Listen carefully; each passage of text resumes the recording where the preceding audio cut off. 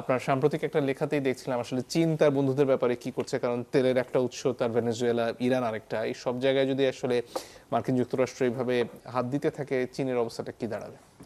আসলে ইরানে যা হচ্ছে এবং যুক্তরাষ্ট্র যা করতে যাচ্ছে বিশেষ করে তার একটা পরোক্ষ লক্ষ্য চীন। তো সেইটার আমি বলার আগে আপনি যেটা আগের প্রশ্নে সহ আলোচককে বলছিলেন যে ইরানের ভবিষ্যৎটা কোথায় বা ইরান কিভাবে একটা সুন্দর ভবিষ্যৎ যেতে পারে, ইরানের একমাত্র আসলে বোমা দিয়ে বা একটা রিপাবলিক বড় ধরনের সেনাবাহিনী দিয়ে একটা দেশের গণতান্ত্রিক ভবিষ্যৎ, শান্তিপূর্ণ ভবিষ্যৎ রক্ষা করা যায় না। এটা যদি পারা যেত তাহলে সোভিয়েত ইউনিয়নের হাতে একসময় আমেরিকা এবং ইউরোপের সমান মিলিটারি হার্ডওয়্যার ছিল, কিন্তু সেই সোভিয়েত ইউনিয়ন তাসের ঘরের মতো 1990 সালে ভেঙে পড়েছিল।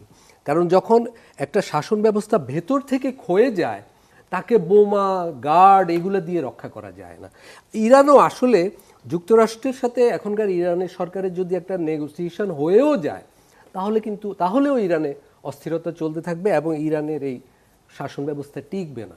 এইটা আমি একটু বললাম। দ্বিতীয়ত, যুক্তরাষ্ট্র এবং ইসরায়েল, ব্রিটেন যেটা চাচ্ছে যে ইরানকে অস্থিতিশীল করে এখানে একটা পুতুল সরকার বসানো, যেটা ওরা ভেনেজুয়েলায় করতে চাচ্ছে এবং অনেকটা করেছেও, এই দুটোর একটা পরোক্ষ লক্ষ্য চীন। এই কারণে যে 4 কারণে অন্তত। প্রথমত, বিশ্বের 3টা বড় তেল উৎপাদক দেশ হলো ভেনেজুয়েলা, ইরান এবং সৌদি আরব। সৌদি আরবে তো আমেরিকার একটা পুতুল সরকার রয়েছে।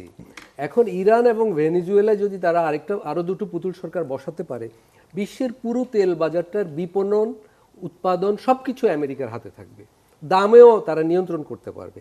এখন চীন হলো বিশ্বের এই তেল বাজারের প্রধান ভোক্তা। চীনের অন্যতম তেল রপ্তানিকারক হলো ইরান এবং ভেনেজুয়েলা। তাহলে চীনের তেল সরবরাহে বিঘ্ন ঘটানো যাবে এবং এই দুই দেশে চীনের বিপুল ঋণ আছে, তেলের বিনিময়ে অর্থ এভাবে চীন ব্যবস্থা করে রেখেছিল, সেই ঋণগুলো আটকে যাবে এবং মধ্যপ্রাচ্যে এবং দক্ষিণ আমেরিকায় চীনের বাণিজ্যিক প্রভাবও অনেক কমে যাবে।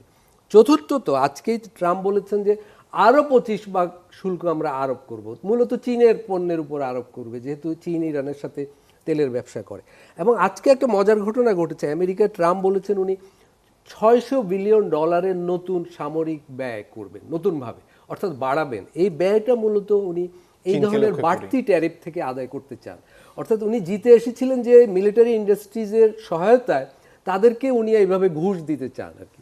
ফলে ভেনেজুয়েলা, ইরান দুটোই আসলে ট্রাম্পের একই ধরনের প্রজেক্ট। সেটা আসলে সারা বিশ্বের জন্য একটা সতর্কবার্তা।